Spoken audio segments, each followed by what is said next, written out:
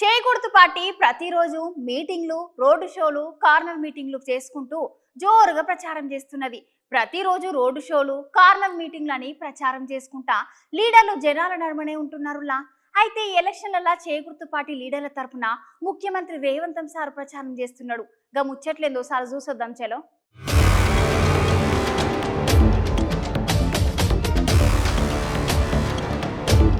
అవునోలా ఎలక్షన్లు దగ్గర పడుతుంటే చేకూర్తు పార్టీ లీడర్లు మస్తుగా ప్రచారం చేస్తున్నారు. హస్తం పార్టీ లీడర్లు అందరు జనాల దగ్గరకు ఓట్ల గురించి చెప్పుకుంటా ఎలక్షన్లలో గెలిస్తే ఏం చేస్తామో చెప్పుకుంటా జనాలను ఓట్లు అడుగుతున్నారు. అందులో భాగంగానే రాష్ట్రం మొత్తం సుడిగాలి పర్యటనలు చేస్తున్న రేవంత్ సారు ఇవాళ అమర్పేట్ మీటింగ్ లో మాట్లాడుతున్నాడు. సార్ మాటలు మీర్సుతో పాలిన్నూర్రి.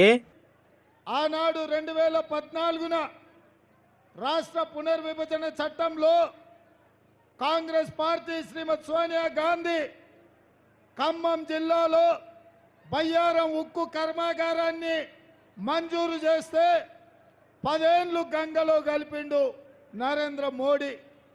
వరంగల్ జిల్లాలో రైల్వే కోచ్ ఫ్యాక్టరీని మనకు అనుమతిస్తే ఆ రైల్వే కోచ్ ఫ్యాక్టరీని లాతూర్కు తరలించకపోయిండు.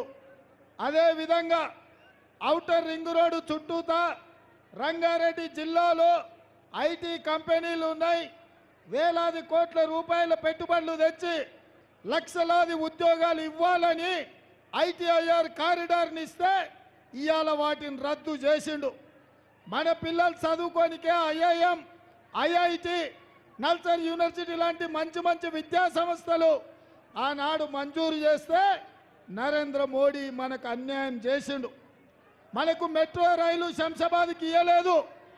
మనకు మూసీ రివర్ డెవలప్మెంట్కు ఫండ్ ఇవ్వలేదు. మన హైదరాబాద్కి గోదావరి జలాలను తరలించడానికి నీళ్ళు ఇవ్వలేదు. ఇవాళ ఇవేవి ఇవ్వకపోను ఇవాళ నరేంద్ర మోడీ గారు వచ్చి 3వ ప్రధానమంత్రిని చేయమంటున్నాడు.